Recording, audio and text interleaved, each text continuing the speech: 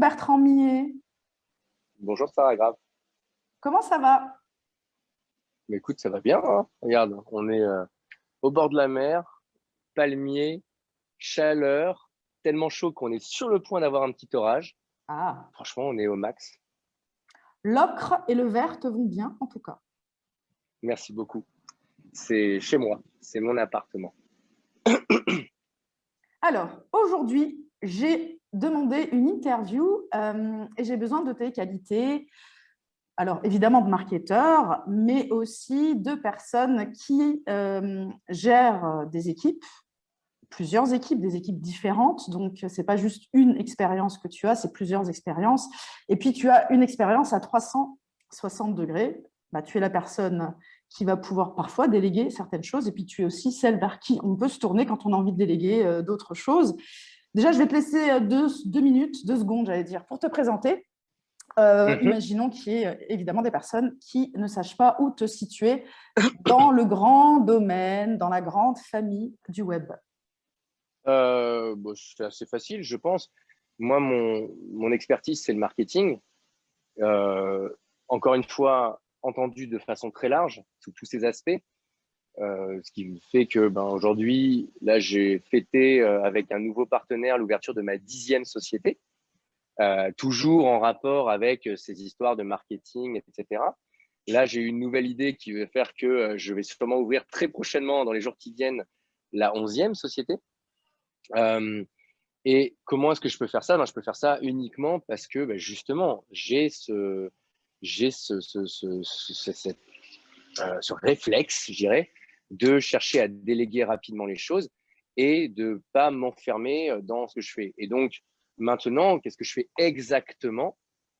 Eh bien, j'accompagne les gens sur leur marketing, c'est-à-dire à développer les performances commerciales et la notoriété de leur boîte, quelle que soit la boîte d'ailleurs. Et donc, comme tu le disais, on peut faire à moi. Beaucoup de clients me délèguent cette partie-là de leur activité et me demandent d'assumer justement ces fonctions-là dans leur société. Et moi, évidemment, je ne fais pas tout seul ça de mes petits bras, hein. J'ai une équipe qui bosse avec moi, des supports, on va dire, front, c'est-à-dire des gens qui sont directement auprès de mes clients, mais évidemment aussi des supports back-office, des gens que les clients ne voient jamais, mais qui sont absolument indispensables pour faire en sorte que ma boîte, elle tourne et que je ne sois pas en permanence en train d'être dans l'opérationnel. Et c'est, je crois, justement, cette organisation et justement cette dynamique de délégation qui peut faire qu'aujourd'hui, sans augmenter ma charge de travail, et c'est ça qui est intéressant, je puisse multiplier les projets, je puisse multiplier donc forcément mon chiffre d'affaires, je puisse multiplier l'impact de mon travail sans me retrouver complètement écroulé. J'imagine que ça fera partie des questions que tu me poseras plus tard, et en ayant un style de vie dans lequel le retour qu'on me fait souvent, c'est quand est-ce que tu une quoi. C'était pas prévu, mais après, tu auras la question Joker, tu raconteras ce que tu veux. D'accord. Moi, je me souviens justement du tout démarrage de mon accompagnement avec toi en 2017. Et je pense qu'un des tout premiers conseils que tu nous as donné, c'était de déléguer certaines choses. Évidemment, tu nous as appris à faire énormément de trucs, mais c'était ce logo. Le logo, en fait, c'est comme si j'avais hâte de faire le logo. C'était le petit truc que j'allais prendre comme une récréation. Et là, tu m'as coupé l'herbe sous les pieds. Tu m'as dit, le logo, tu as Fiverr, tu as 5 euros.com. Et c'est le premier truc que j'ai délégué. Et j'y ai mis, évidemment, tu avais aussi ce discours de nous expliquer qu'il n'y avait pas d'émotion à mettre dedans, parce qu'on ne savait pas ce qu'allait donner l'essai de lancement. Mais en tout cas, c'est mine de rien, parce que j'avais oublié ça. Souvent, puisqu'en ce moment, évidemment, je suis en plein là-dedans depuis 2 ans, mais il y a encore plein de questions. Et chaque client qui arrive pour demander ce qu'on délègue, pour proposer des collaborations, arrive avec des questions. Et évidemment, moi, ça me renvoie à tout un tas de questionnements. Mais au final, l'autre jour, en réfléchissant, je me suis souvenu qu'avant d'avoir démarré, j'avais déjà délégué. Je voulais savoir si toi, tu te souviens, à l'époque peut-être des dinosaures, c'est quoi le premier truc que tu avais délégué? Alors, je vais essayer de remonter sur mes premières boîtes il y a bien, bien longtemps. Je pense que la première chose que j'ai dû déléguer, mais c'est par la force des choses, et très souvent d'ailleurs, quand les gens le font, ils ne se rendent même pas compte qu'ils sont déjà en train de déléguer. Ben, en fait, enfin, je vais peut-être même être encore plus. Je vais être jusqu'au boutiste. En fait, on délègue à partir du moment où tu utilises un outil et pas le tien. Je vais dire une bêtise. J'utilise une plateforme comme Quinky, par exemple, ou une plateforme comme un autorépondeur comme ActiveCampaign. Bah, ça y est, j'ai délégué. Parce que si j'étais dans une démarche de ne pas déléguer, je le développerai moi-même. Donc, j'apprendrai à développer, je le développerai moi-même et je ferai tout dedans. Donc, si tu veux, en fait, déléguer, on le fait tous. Et c'est pour ça que quand les gens disent oui, j'ai pas l'argent pour déléguer, ben, tu as envie de dire ah ouais, donc c'est toi qui as codé machin, c'est toi qui as construit ton ordinateur. En fait, tu étais là avec tes matériaux, tu as été acheter tes matériaux, tu as fait ton ordinateur. Ben non, on sait très bien que c'est pas vrai. Donc il y a bien un endroit où en fait on délègue tous. C'est juste que ça ne porte pas le nom de délégation. Et donc ce qui est fou, c'est de se dire à quel point c'est quelque chose qui est impressionnant pour rien parce qu'en fait on le fait depuis le début, déléguer. Donc la seule chose, c'est que la première tâche que j'ai déléguée en rapport avec mon business, donc à part ces outils, parce qu'évidemment, ben, j'ai pris des outils comme tout le monde, ça a été, alors il y en a eu plusieurs d'un coup, ça a été la création d'un site internet, parce qu'à l'époque, j'étais juste incapable, mais absolument incapable de faire un site internet.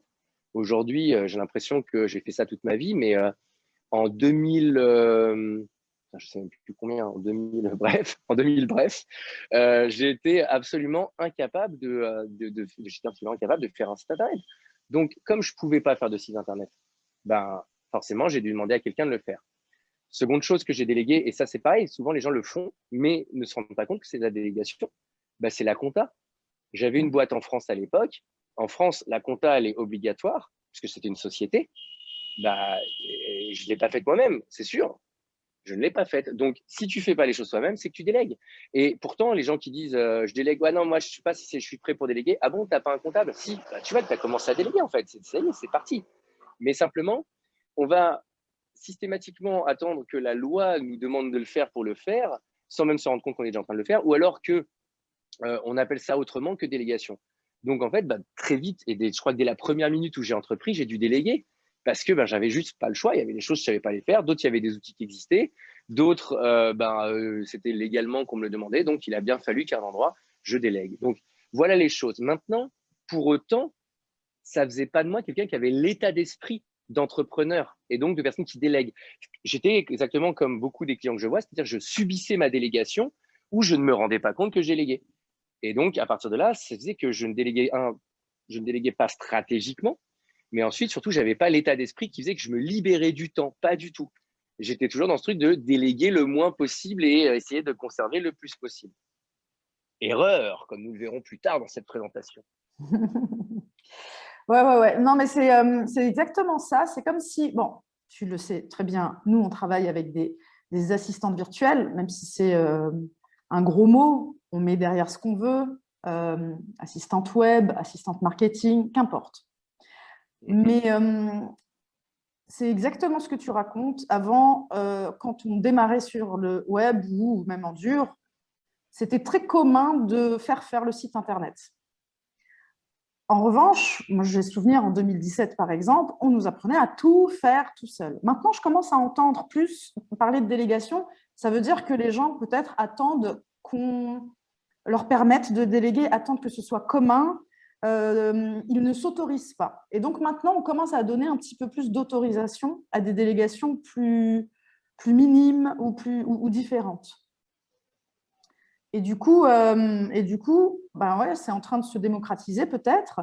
C'est comme si une certaine époque, c'était vraiment un style, enfin une marque, un statut social. Maintenant, ça commence à devenir plus commun.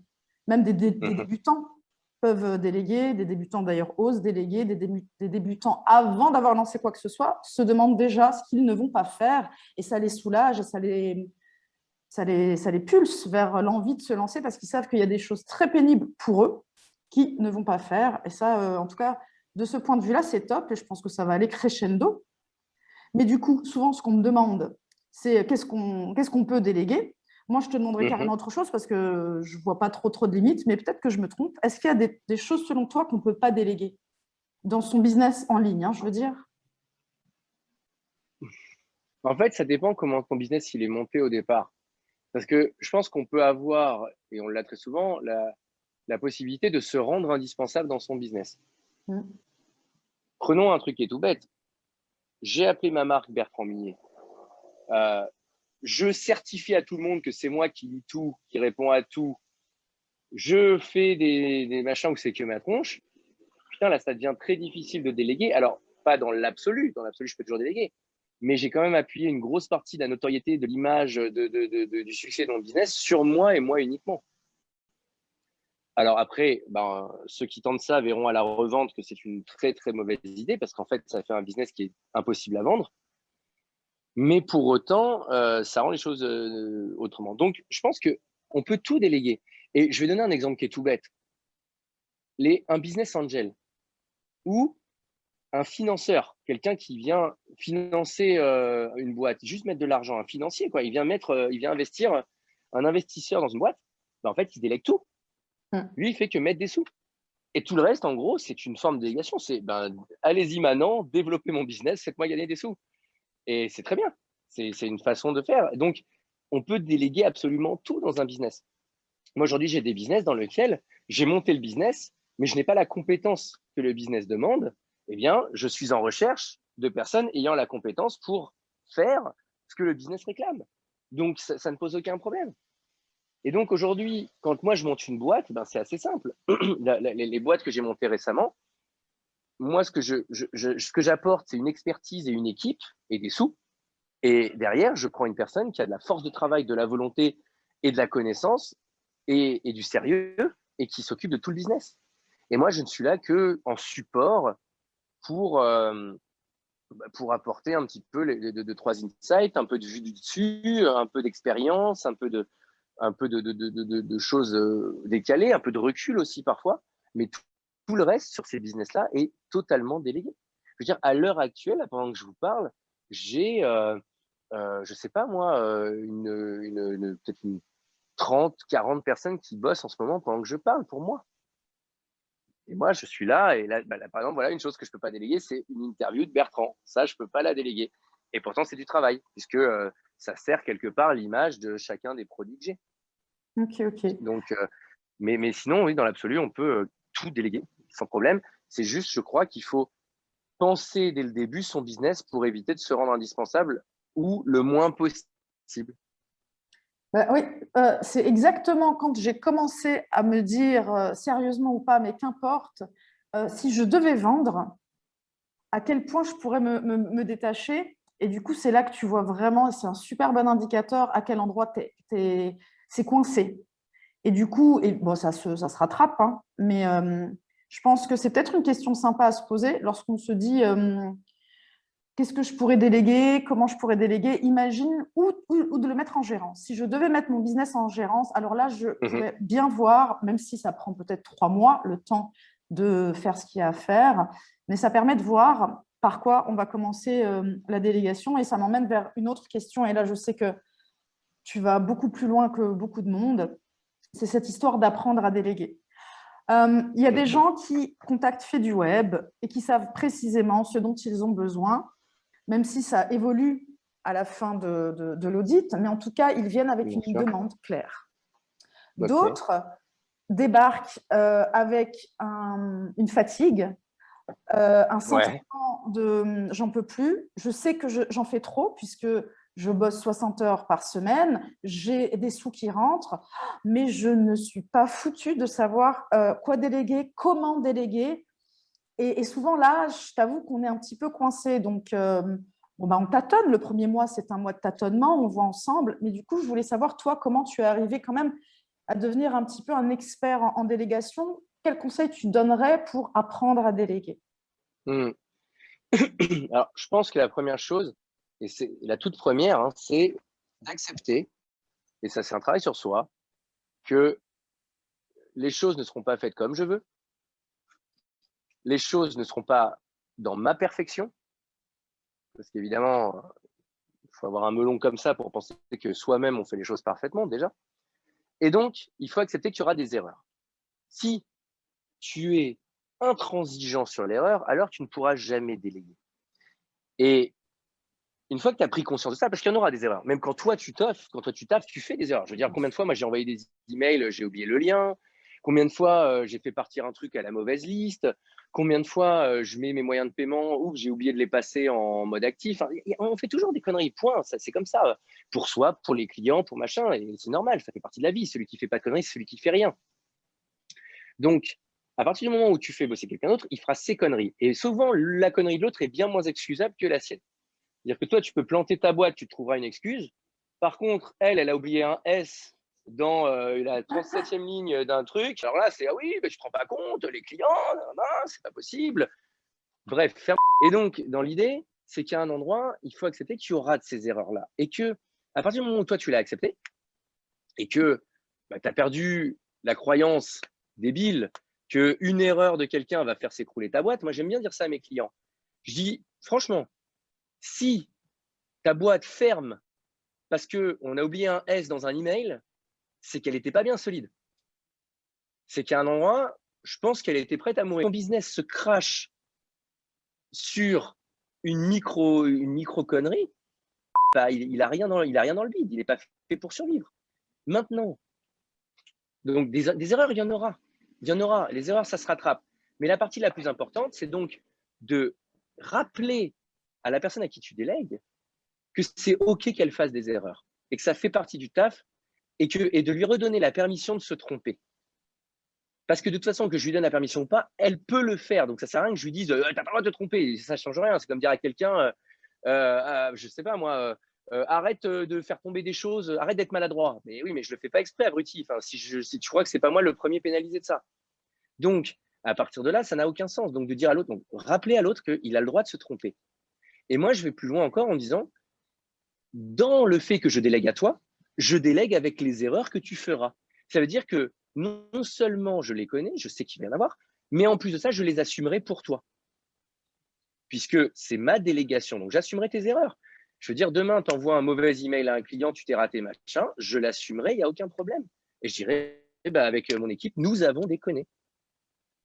Et donc, ça, je sais que ça permet à la personne de se sentir bien plus sereine quand elle travaille. Parce que à l'assistante. À l'assistante, bien sûr. Alors, à l'assistante ou à mon consultant ou à n'importe qui, à la personne qui bosse avec moi. Parce que derrière, il y a un côté de l'ordre de, ça veut dire que j'ai le droit d'apprendre. 2, ça veut dire que, comment je vais dire ça, on peut être dans une relation où on va être en confiance, etc., etc. Et donc, ce qui fait qu'il ne va pas marcher sur des œufs en permanence, ce qui est le meilleur moyen de le rendre absolument inefficace et qu'il passe sa vie à venir me tirer la manche. Bertrand, tu peux vérifier. Bertrand, tu peux vérifier. Je ne supporte pas vérifier le travail des gens, moi. Moi, je vérifie les résultats. C'est-à-dire que vous faites comme vous voulez, mais je veux que ça marche à la fin. Si ça ne marche pas, là, je commence à remonter la chaîne et à me demander où ça capote. Mais par exemple, je travaille avec des copywriters. Je ne comprends pas qu'on relise les mails de ces copywriters. C'est de la folie. Dans ce cas-là, le paye pas. Enfin, à un moment donné, c'est son métier de faire ça. Donc, tu vérifies le premier, tu vérifies le deuxième si tu as envie. Moi, je le fais même pas. Moi, j'envoie sur ma liste. La personne, j'ai juste vérifié au préalable. Je me suis assuré qu'elle était sérieuse et qu'elle bossait bien. À partir du moment où elle bosse et elle le fait.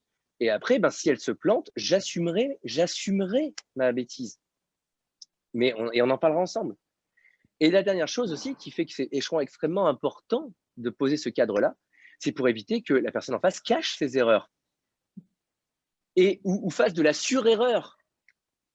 Là, on va parler d'un exemple qu'on connaît, toi et moi, d'une personne qui tente quelque chose d'un petit peu technique, se plante, et comme elle panique, elle essaye de réparer, mais plus elle veut réparer, plus elle fait d'erreurs. Et en fait, on se retrouve avec un imbroglio, c'est-à-dire qu'en gros, elle fait une petite erreur d'un nom de domaine de je sais pas quoi, ça plante, et là, mon Dieu, j'ai fait une erreur, donc elle essaye de réparer, machin, juste avant de signaler l'erreur pour arriver avec une situation réparée, sauf que plus elle tente la réparation, et plus…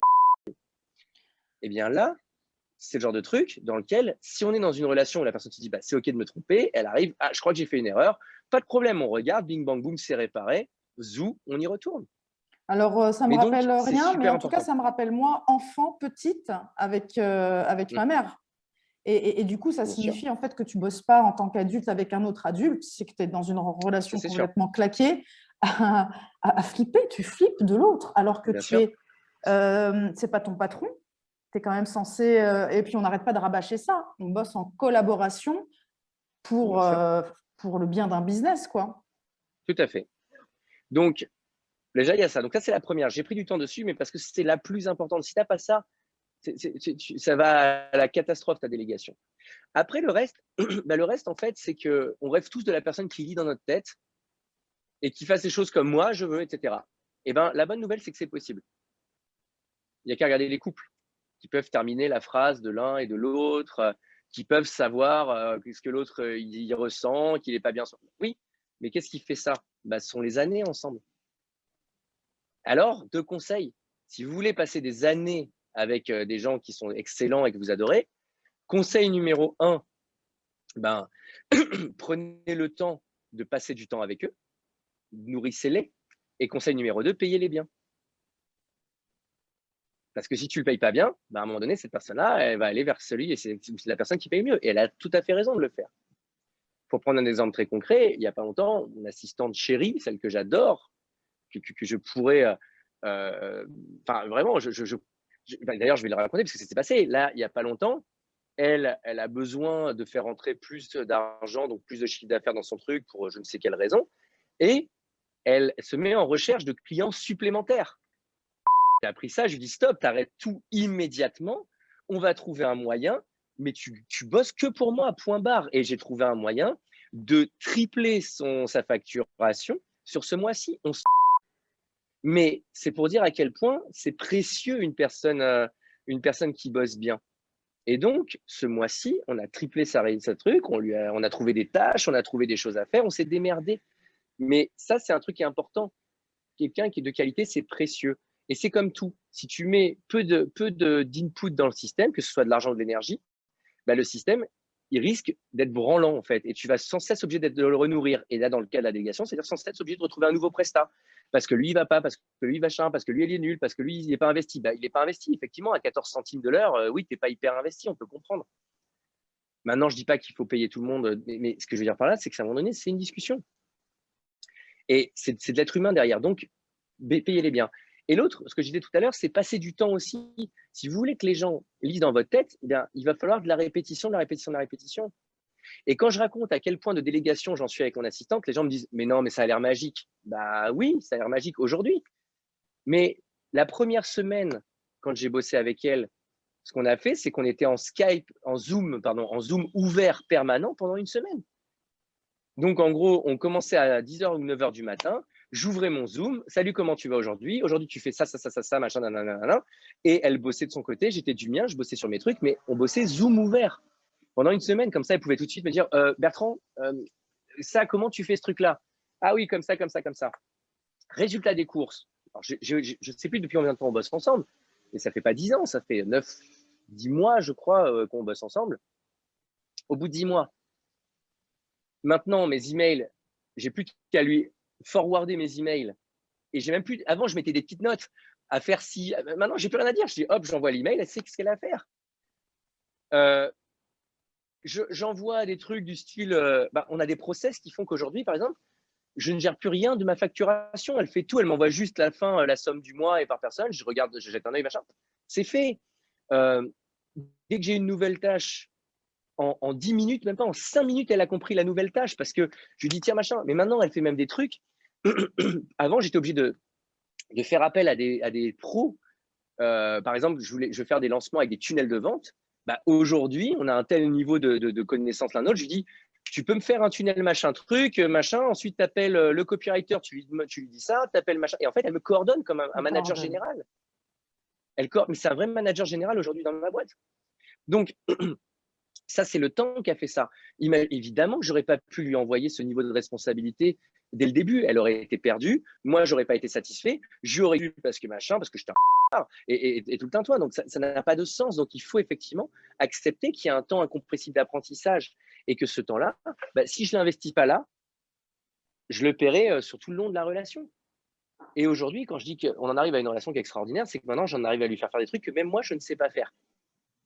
Exemple, la dernière fois, je n'ai jamais utilisé Zapier de ma vie. Je comprends très bien le principe, je vois grosso merdo comment ça marche, mais j'ai jamais foutu les pieds dans Zapier. Et à un moment donné, j'ai un prestataire qui me dit Bertrand, est-ce que tu pourrais faire tel export automatique d'un tableau Excel, de machin, de trucs? Je lui dis, bah, je crois que le logiciel ne le propose pas, mais il y a une intégration Zapier possible, ça doit fonctionner. J'ai appelé mon assistante, je lui ai dit, est-ce que tu peux trouver un moyen?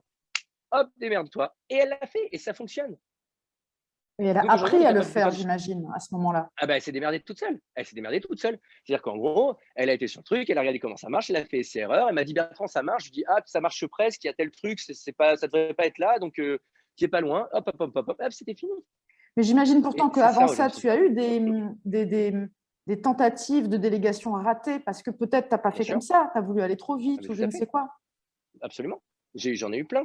J'ai eu des gens, bah, j'ai essayé d'aller à l'économie.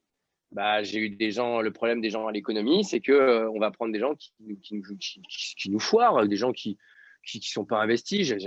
J'avais une assistante, parce que c'est le problème aussi, c'est le problème de l'assistante virtuelle notamment, c'est que comme on se voit pas tous les jours et qu'on vient pas au bureau, il faut que cette personne elle reste toujours aussi investie, même si pendant 5-6 jours je lui donne pas de nouvelles, parce que c'est ça la difficulté. J'ai pas toujours les jours du travail à lui faire faire, mais par contre quand j'ai besoin d'elle, j'ai besoin qu'elle soit hyper réactive, et c'est une qualité extraordinaire. Ben, moi, j'ai eu des assistantes, pareil, quand j'avais plus de nouvelles, enfin, je leur donnais plus de nouvelles pendant 5-6 jours, ah bah, elle prenait d'autres clients. Sauf que moi, quand j'avais besoin d'elle, oh putain, dispo pendant 3 semaines, au bout d'un moment, tu as envie de dire, mais non, mais va-t'en, en fait, je ne peux pas bosser là-dessus. Mais la responsabilité vient pour moi, parce que c'est moi qui pose un cas de paquet, mais parce qu'au départ, et c'est comme tout, c'est comme un couple. Celui qui me dit que le premier couple qu'il a fait, il était parfait, et il était tout de suite dans la bonne relation, comme il aime être, avec les relations, la communication idéale, avec la façon d'être en couple avec l'autre, se sentir en permanence bien, etc. Si c'est lui qui a réussi à faire ça du premier coup, chapeau. Celui qui a réussi à faire ça du premier coup le premier jour, chapeau encore plus. Non, moi aujourd'hui, je considère être bien meilleur en couple aujourd'hui que je l'étais quand j'étais adolescent. Adolescent, j'étais jaloux, j'étais toujours, je communiquais mal, j'étais à la fois agressif, mais en même temps machin, je jouais à des petits jeux inutiles, bref, un ado. C'est normal, il faut être ado. Bah, quand tu commences, tu es ado dans ta délégation.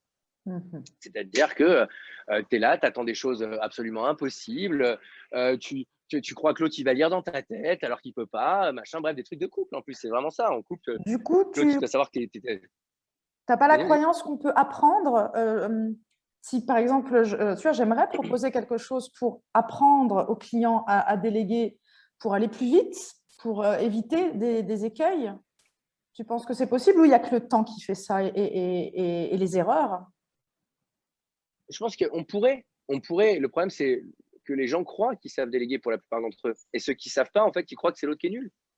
Donc, je pense qu'on pourrait. Je pense que ça pourrait être peut-être quelque chose, et là, c'est le marketeur qui parle, que tu offres avec chaque accompagnement que tu prends. Je pense que ce n'est pas un truc qui pourrait se vendre, parce que je pense que les gens n'ont pas assez conscience qu'ils en ont vraiment besoin. Mais ça pourrait être un truc, le guide de la délégation ultime, que tu offres à chacun de tes clients. Ça pourrait d'ailleurs être ton lead magnet si tu faisais un petit tunnel comme ça. Je pense que ça pourrait être comment bien déléguer, économiser des milliers d'heures et des milliers d'euros.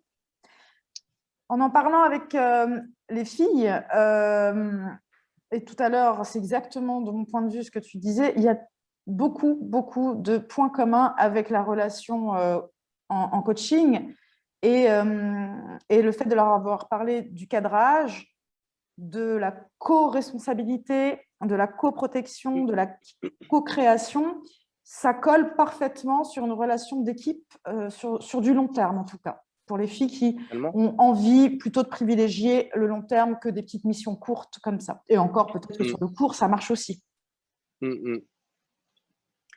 Ouais, donc du coup, c'est très humain comme relation. Bah, c'est obligatoirement une relation d'humain. Sinon, tu prends un outil. Maintenant, il y a des robots chinois qui sortent.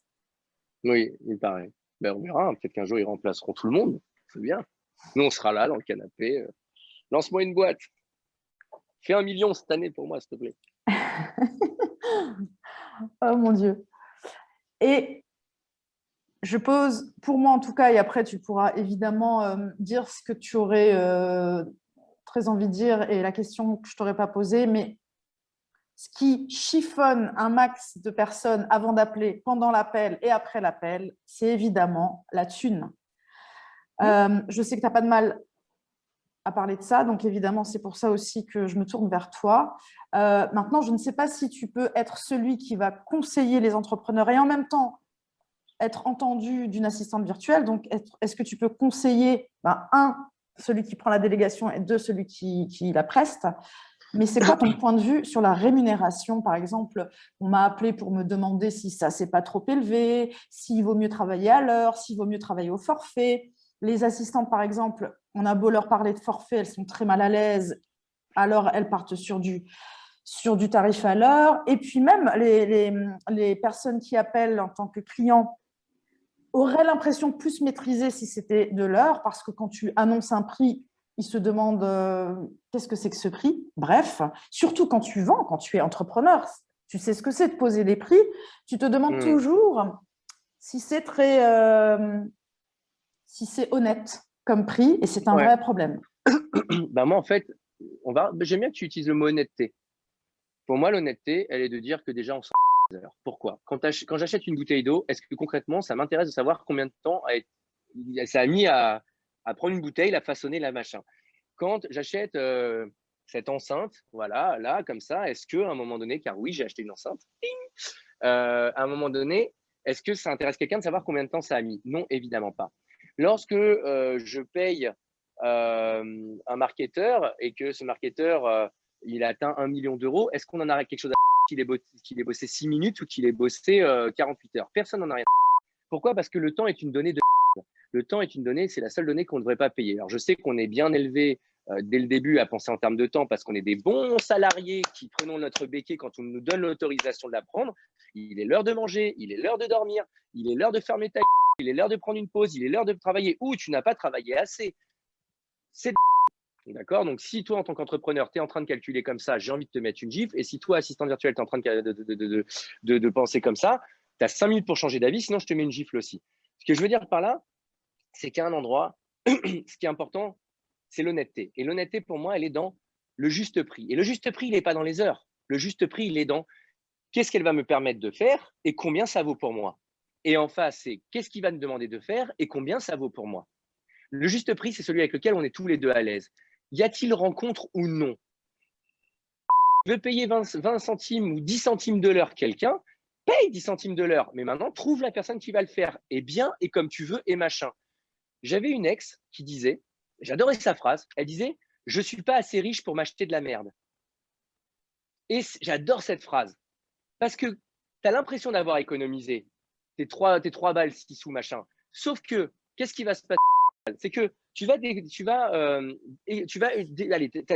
fait ta première délégation, tu t'es fait une série d'emails, j'en sais rien, je te dis une bêtise, tu as fait déléguer la rédaction de 6 emails, tu as payé ça à 20 balles. Toi, tu es trop fier, tu dis ah là là, super. Et là, tu dis ok, c'est une traduction Google. Super le truc. Et là, tu gueules. Ah ouais, mais mec, tu as payé 20 balles. À un moment donné, quand je vais acheter un outil à 4 euros, je veux dire, je fous un coup de marteau et que la tête du marteau, elle se barre. Je veux dire, je ne suis pas surpris non plus. J'ai acheté un truc à 4 euros, quoi. Maintenant, à un moment donné, ben, qu'est-ce que tu payes? Quand tu payes cher, tu payes le fait d'être serein, de pouvoir dire, quand tu te payes un service à 3 balles, eh ben, tu as un truc à 3 balles, quoi. À un moment donné, c'est comme ça. Et donc, en face de toi, tu vas devoir repasser le truc le plus précieux qui coûte plus cher que n'importe quel euro sur cette planète, c'est ton de temps pour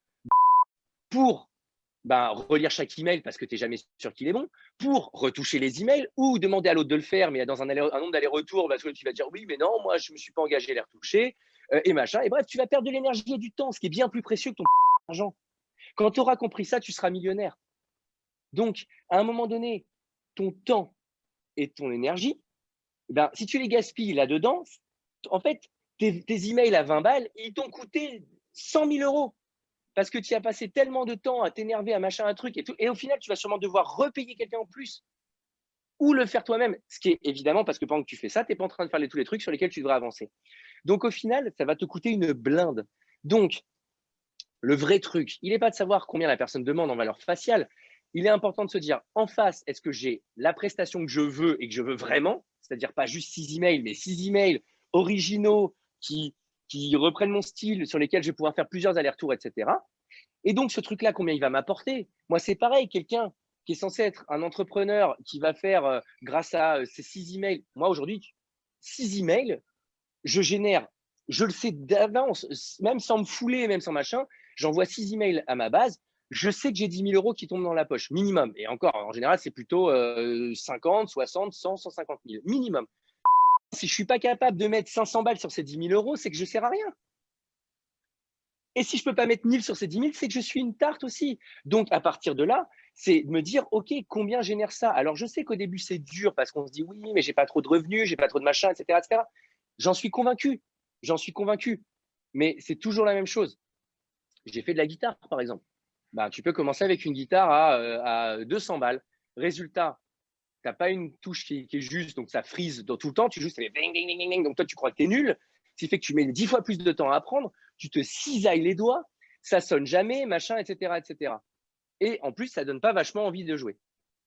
Bah, si tu mets une. Alors, je ne te dis pas tout de suite d'acheter une Les Paul ou une Fender à 6 000 balles, pas de problème. Mais si tu commences à t'acheter un modèle qui commence déjà à faire 400-500 balles, c'est un investissement, certes, qui est un petit peu qui est lourd pour les gens qui commencent la guitare, parce qu'en général, on est jeune, on est machin, des trucs, c'est vrai. Mais j'ai une guitare avec laquelle je commence à prendre du plaisir, avec laquelle je m'améliore, avec laquelle je ne suis pas toujours en train de régler des problèmes. Et ben, c'est la même chose. Donc, moi, la façon dont je préconiserais la rémunération mutuelle, c'est quelque chose qui, un, n'est pas gravé dans le marbre. Donc déjà, perso, moi, je bosse au forfait. Le truc de l'heure, pareil, l'heure, c'est le truc le plus stupide du monde. Pourquoi? Un, parce que on se doute bien que ton assistante, elle va mettre beaucoup plus de temps à faire un truc aujourd'hui que dans 6 mois. C'est-à-dire que plus elle est performante, moins elle est bien payée. Stupide. Stupide. Mais évidemment, elle est parce qu'elle est moins payée, machin, mais ce qui fait qu'elle va passer moins de temps. Donc, si elle est passée moins de temps, elle va toujours déclarer le même temps, mais en fait, elle ira 10 fois plus vite. Est-ce que c'est vraiment le genre de relation que tu as envie d'avoir avec les gens? C'est-à-dire quelqu'un qui te dit, elle te truande sur les heures. Et puis pareil, toi, en tant qu'entrepreneur, oui, est-ce que vraiment je maîtrise tout? Ah, parce que tu vas être chez elle et tu vas, en gros, aller regarder combien de temps elle met. Ben non, tu ne vas pas le faire, en fait. Donc, soit tu as un ordre d'idée. Tu dis, ben moi, quand je le fais, il me faut 10 minutes. Oui, mais sauf qu'elle ne peut pas mettre 10 minutes. Toi, c'est toi. Toi, tu sais ce que tu dois dire. Elle, il faut qu'elle apprenne, etc. Et ensuite, de l'autre côté, les trucs que tu ne sais pas faire, tu es obligé de faire confiance. C'est pour ça que moi, je préfère travailler dans quelque chose qui est sur 3 piliers. Premier pilier, tout le monde se sent respecté, satisfait, content du prix qui est échangé. Celui qui paye, c'est pour mon argent. Et celle qui reçoit son argent se dit, on est pour mon travail. Ou celle qui paye et celui qui reçoit son argent. Tout à fait. Sauf que dans ton cas à toi, c'est systématiquement une nana de l'autre côté qui. Mais pas du premier. Mais effectivement, parfois, ce sont des entrepreneurs, eux ou eux ou peu importe. Donc, effectivement. De l'autre côté, donc premier pilier, la satisfaction mutuelle. Donc, combien ça vaut? Ça dépend de toi. Ça dépend de toi. Ça dépend de toi, que tu sois satisfait ou pas. J'en sais rien. Il y en a qui se disent, pour ça, moi, il me faudrait de temps et je me sentir satisfait. Et aussi, ça évolue. Moi, ce que j'étais prêt à faire pour 1000 balles il y a 10 ans, aujourd'hui, c'est un cinglé. Il me faudrait 100 000 balles pour le faire. Et même pour 100 000 balles, je ne suis pas sûr de me déplacer. Avant, quand on me payait 500 € une journée de formation, j'étais comme un dingue. Je devenais fou. Je me dis, je suis trop bien payé. Aujourd'hui, tu me fais animer une journée de formation pour 5000 balles, je pense que je ne la prends pas. Mais c'est normal. C'est juste normal. Donc, c'est normal aussi que ça évolue. Donc, ce n'est pas un truc qu'on fiche dans le marbre. Pour moi, la rémunération, c'est pareil. Elle doit évoluer avec le temps. Et elle va évoluer non pas avec les heures que l'autre va passer, ou alors c'est une toute petite fraction du truc, mais elle va évoluer avec les responsabilités que la personne va prendre et aussi avec son irremplaçabilité. Car pour moi, c'est aujourd'hui la seule chose qui justifie un prix, c'est l'irremplaçabilité de la personne en face. En gros, c'est ce qui s'est passé avec mon assistante quand elle m'a dit je vais peut-être chercher des clients. Enfin, c'est pas moi qui l'a dit. Quand j'ai appris qu'elle allait chercher des clients, machin. T'en vas pas. Pourquoi? Imagine, elle trouve mieux que moi. Non, tu restes avec moi. Deuxièmement, imagine, elle est plus disponible. Elle est plus dispo. Non. Tu restes en famille. On est en famille maintenant, donc tu bouges plus. Et ben, c'est ce truc-là. Et donc, forcément, je suis prêt à mettre la main à la poche ce jour-là. Il n'y a pas de problème. Je le fais. Donc, ce truc d'argent, de combien de machins, de trucs, c'est un mauvais calcul. C'est un calcul qui clairement n'amène pas à l'abondance, au développement, etc. Donc, le deuxième pilier, comme je disais, donc le premier, c'est, moi, je préconise le forfait, la satisfaction mutuelle, et 3, l'évolution. L'évolution de la rémunération au fur et à mesure du temps qui passe. Et l'évolution par la discussion. De dire, moi j'aime bien, alors après, c'est ma façon de faire, moi, j'aime bien partir sur des forfaits de 3 mois. Je lui dis, pour les 3 premiers mois, je te paye tant. et on y va, on prend nos marques. Donc, ce qui veut dire qu'effectivement, la personne qui, qui va bosser avec moi, bah, peut-être que les 3 premiers mois, elle est un peu dedans en termes de temps. Mais à terme, elle s'y retrouvera très largement. Parce que là, si je parle de mon assistante, bah, au début, on a commencé, je ne sais plus, c'était vraiment, c'était quelques broutilles, c'était 200 € par mois, je la payais, on a pris nos marques, et je pense qu'elle a beaucoup plus bossé ces 3 premiers mois que certains mois où elle était payée, peut-être 1000, 1500, ou même ce mois-ci, elle bosse bien ce mois-ci parce que justement, on est dans un truc où voilà, elle est payée beaucoup plus. Je l'ai fait bosser sur plusieurs boîtes, etc. Mais je suis pas sûr qu'elle ait bossé autant que les premiers mois où on bossait à 200 balles parce qu'on a eu besoin de se trouver. Et donc, c'est aussi à un moment donné, être dans ce truc où, comme dans un couple, on a le droit de se séparer. On a le droit de pas être d'accord. On a le droit à un moment donné de dire, ben non, c'est pas OK, et d'en discuter. Et à partir de là, j'ai envie de dire à chaque assistant ou assistante virtuelle, tous les entrepreneurs ne méritent pas d'être votre client. Et en face, aux entrepreneurs, bah, quand tu as trouvé quelqu'un de qualité, fais ce qu'il faut pour que cette personne-là, elle ait envie de continuer. Point. Voilà comment, personnellement, je gère cette question de l'argent. Bon, tu as bien grondé tout le monde. Oui.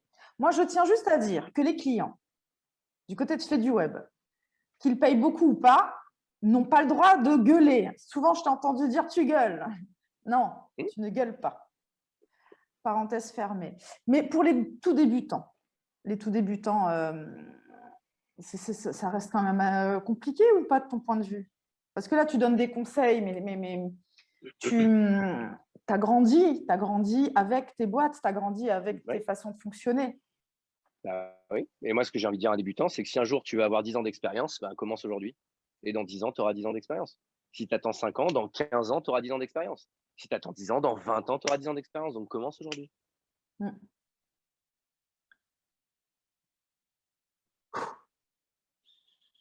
Tu aurais une dernière chose à nous raconter à propos de la délégation? Oui. Tout à l'heure, tu voulais parler de… La vie que ça me permet d'avoir. Tout à fait. Oui.